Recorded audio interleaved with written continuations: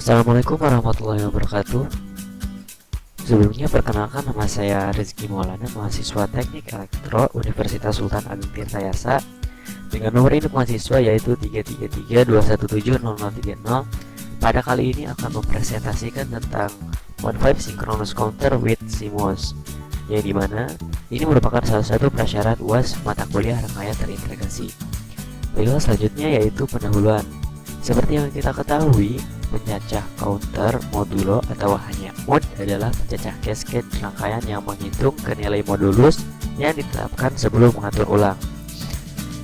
Nah, tugas pencacah itu sendiri yaitu menghitung dengan memajukan isi pencacah dengan satu pencacahan dengan setiap pulsa clock. Pencacah yang memajukan urutan angka atau status di saat diaktifkan oleh input clock dikatakan beroperasi dalam hitungan dalam mode hitung. Selanjutnya, rangkaian mode 5 pencacah sinkron itu sendiri bisa dilihat pada gambar di samping ya. Ini merupakan salah satu rangkaian pencacah sinkron yang dimana pencacah ini menggunakan mode 5 atau hanya sampai penghitungan angka 6 gitu. Dan pencacah ini juga menggunakan data flip-flop. Kenapa? Karena pengoperasian dari data tipe flip-flop D ini sangat sederhana dan hanya memiliki input data tunggal yang disebut D dan input clock tambahan. Nah, kenapa bisa seperti itu? Karena memang simpelnya di sini ada satu input saja dan dari input ini akan mengeluarkan output dan outputnya akan menjadi clock. Kenapa ini disebut sinkron? Karena seperti itu, kita menggunakan clock yang pertama dan clock selanjutnya itu menggunakan input dari output rangkaian bukan rangkaian komponen sebelumnya. Jadi bisa dilihat ya, di sini ada clock, lalu dari input ini masuk ke nilai D dan nilai D ini akan mengeluarkan output ke keynote. Nah, keynote yang akan menjadi output dan key biasa juga akan menjadi clock dari komponen DFF selanjutnya. Nah, begitu pula selanjutnya dan seterusnya. Dan untuk preset dari rangkaian ini sendiri, ia akan preset ulang dengan gerbang logika NOT dan gerbang logika AND. Jadi dari output DFF tadi, dia berubah nilainya dimasukkan ke dalam gerbang logika NOT dan di NK. Itu akan mempengaruhi clear atau reset dari nilai pencacah itu sendiri.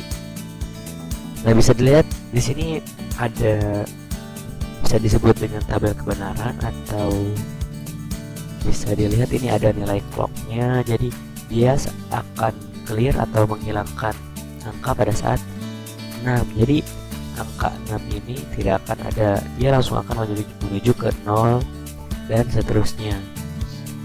Nah, kenapa DFF? Karena hal ini memungkinkan bit data tunggal 0 atau 1 disimpan di bawah kendali sinyal clock, sehingga menjadikan flip-flop tipe D perangkat sinkron karena data pada input ditransfer ke output flip-flop hanya pada memicu tepi pulsa clock begitu. Selanjutnya, nah, pada kali ini kita akan menggunakan IC CMOS ya, yang dimana IC CMOS sendiri terdiri dari dua, yaitu transistor tipe PMOS dan transistor tipe NMOS. Nah, ini merupakan tipe PMOS dan ini merupakan tipe NMOS. Ini adalah salah satu contoh dari IC CMOS dengan gerbang logika NOT. Ini merupakan gerbang logika NOT dari IC CMOS. Bisa dilihat di sini ada VDD atau sumbernya dan di bawahnya ada ground. Kliklah selanjutnya.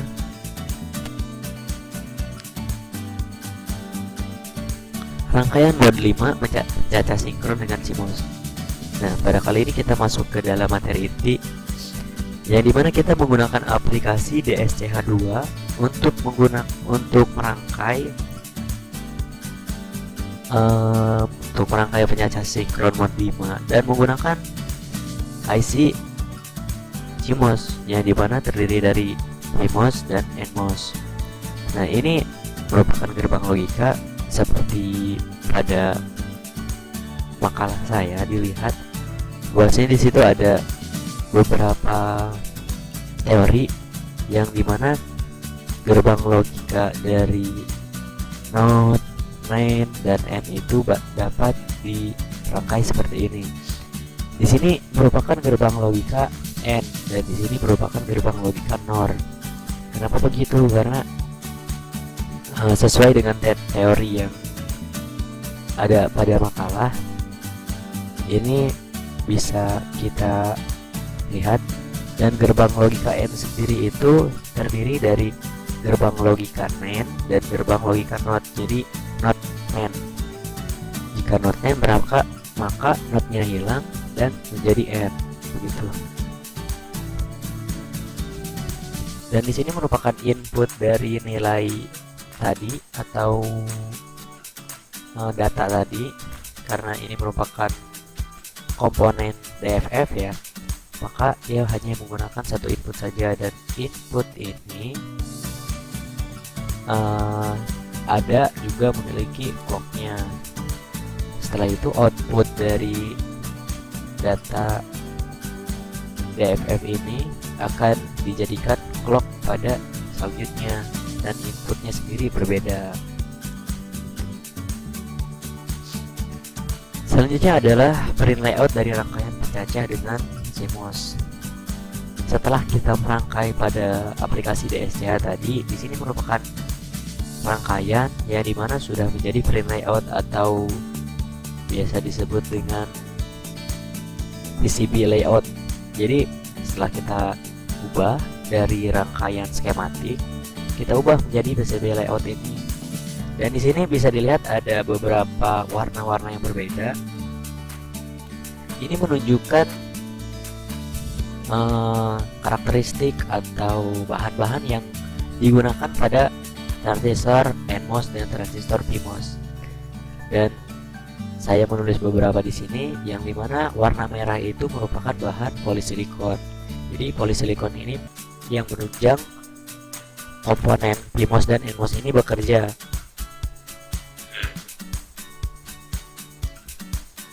Dan warna biru merupakan bahan metal 2. Ini biasa digunakan untuk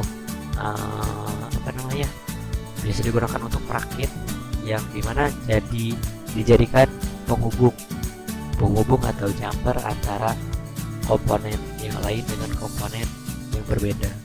Dan warna hijau di sini merupakan endless diffusion, yang dimana bahan yang memang sudah menjadi dasar dari transistor PMOS dan NMOS. Dan warna kuning juga merupakan P plus diffusion, yang hampir sama dengan N plus, merupakan bahan baku atau bahan yang menjadikan PMOS dan NMOS ini bekerja. Selanjutnya kesimpulan. Jadi rangkaian mode 5 synchronous counter ini dibuat dari IC CMOS dengan komponen transistor PMOS dan NMOS yang disusun dalam gerbang logika NOT, N, dan NOR. Transistor PMOS dan NMOS merupakan saklar yang berfungsi untuk menyalurkan input yang diberikan. Baiklah, mungkin itu saja presentasi dari saya. Jika ada saran dan kritik boleh disampaikan, itu sangat membantu. Terima kasih. Wassalamualaikum warahmatullahi wabarakatuh.